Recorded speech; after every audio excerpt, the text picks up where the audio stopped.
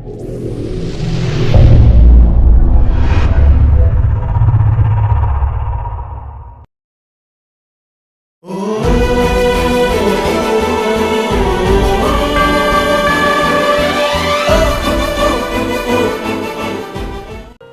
యేసన్న గారు, మీరు సంవత్సరం అంతా కూడా ఒక్కరోజు కూడా ఖాళీ లేకుండా మహాసభలు జరిపిస్తున్నారు.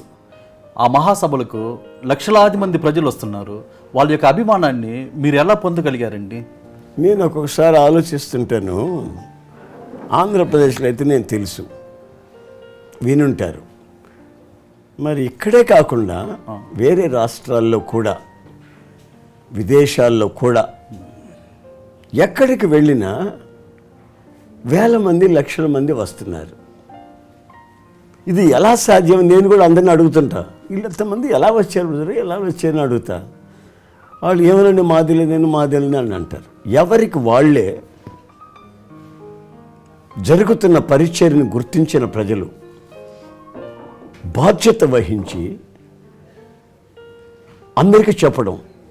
అందరికీ నన్ను గురించి, నేను చెప్పే వాక్యాన్ని గురించి ఎందుకు చెప్తున్నారంటే, సహజ శైలిలో ఉపమాన రీతిగా అందరికి అర్థమయ్యే భాషలో తేలిక బాణీలో చెప్పడం వాళ్ళు గుర్తించారు. అర్థమైందండి? ఎందుకంటే థియాలజీ, ఫిలాసఫీ నేను చదవలేదు కనుక ఆ బిబ్లికల్ లోతైన పదాలు, ఆ భాష నాకు రాదు. వ్యవహారిక భాషలో నేను చదివిందేదో ఉన్నది ఉన్నట్లుగా చెప్పడం వల్ల ఏమైందంటే 100కి 100 పాళ్ళు ప్రతి ఒక్కరికి అది అర్థమయ్యే శైలిలో తీసుకొని వెళ్ళడం జరిగింది. ఇది కూడా ఎప్పుడు జరిగింది? 79వ సంవత్సరం నుంచే జరిగింది. కానీ ప్రజలకి అంత అర్థమయ్యేది కాదు. ఒకసారి గుంటూరులో మాసలామణి గారు వాక్యం చెప్తున్నారు.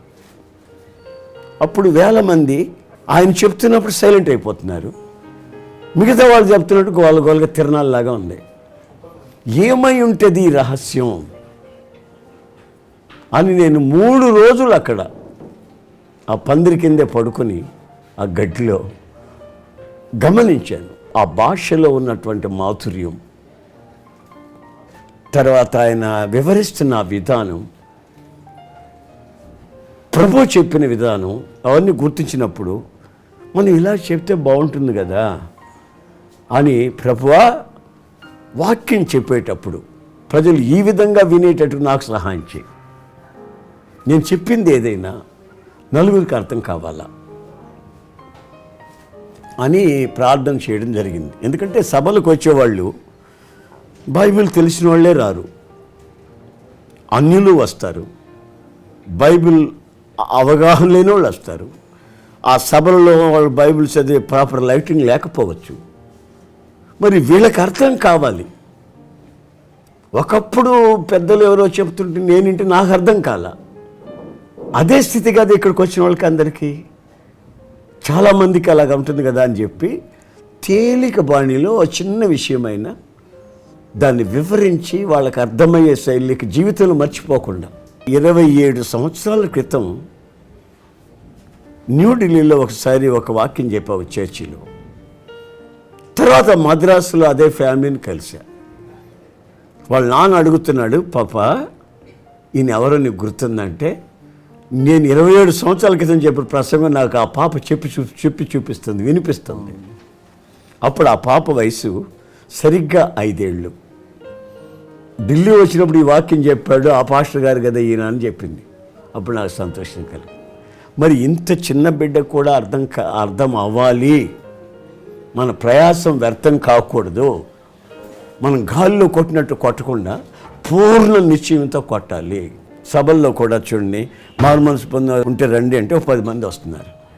అలా కాకుండా మనసును మార్చుకొని కన్నీళ్ళతో పశ్చాత్తాపండి, ప్రభుని వేడుకోండి మీ జీవితాల గురించి అంటే, అక్కడ ఉన్నటువంటి ప్రజల్లో 100కి 100 రూపాయలు చేతులు ఎత్తి ప్రార్థన చేస్తున్నారు. అప్పుడు 100కి 100 రూపాయలు చేస్తే అందరినీ ముందుకు రమ్మంటే కుదరదు కదా. 10 మంది అయితే ముందుకు రాగలుగుతారు, అందరూ ఎలా వస్తారు? రాలేరు కదా. అందుకని ప్రార్థన చేయడం. ఆ తర్వాత కొన్ని అన్ప్రాక్టీస్ విషయాలు ఉన్నాయి. మనకు బైబిల్కి అతీతమైనవి, అవసరం లేనివి కొన్ని ఉన్నాయి సభలలో. వాటిని నేను దగ్గరికి రానివ్వకుండా చూసుకున్నా. సన్మానాలే కానివ్వండి, డ్యాన్స్లే కానివ్వండి, ఇంకా మిగతావి చాలా ఉన్నాయి. అవి అవసరం లేదు. అందుకని ఇట్లాంటివన్నీ అవాయిడ్ చేయడం ప్రారంభించినందువల్ల, అది సమయానికి ప్రారంభించి సమయానికి ముగిస్తూ ఉన్న వల్ల ప్రజలకు ఒక ఆనందం.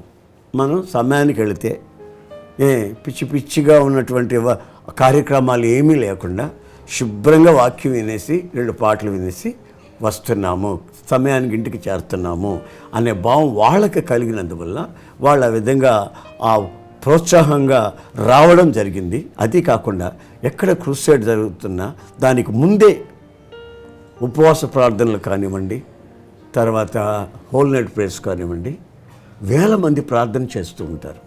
ఆ ప్రార్థన చేసే అనుభవాల వల్ల వాళ్ళ జీవితాలలో ఈ ప్రక్రియ కలిగి మాకు 100% రెస్పాన్స్ వస్తుంది.